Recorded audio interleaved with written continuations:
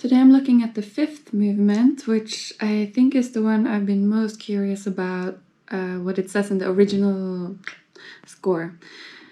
When I've been listening to Ivashkin earlier, there have been some notes he plays which sounds like they're trills, but it's just because he has a massive vibrato sometimes.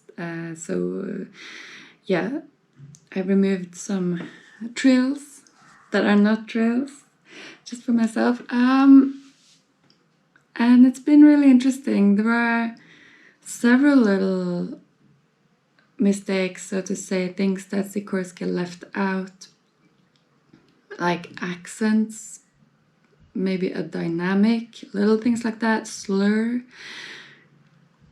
But the place I was the most curious about was bars 164 and 165, because they don't make sense at all in the Sikorsky edition, and it's just for sure wrong. So I've been trying to hear from the recordings what they've been doing, and now it was clearer to see. I don't know how Sikorsky messed it up. They used the wrong clef, or maybe they tried to write it in a different clef, but they failed completely. The whole phrase can be played in the treble clef.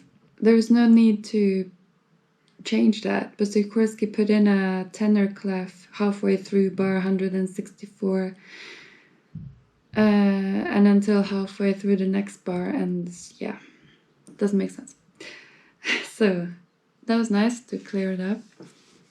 I realize I've neglected a lot of articulation markings when I've been practicing.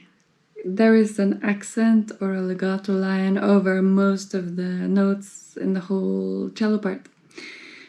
That's definitely something I can do when I continue to practice this movement now. And then at the end of the movement, which is the end of the piece, Schnittke kind of signs. He writes A.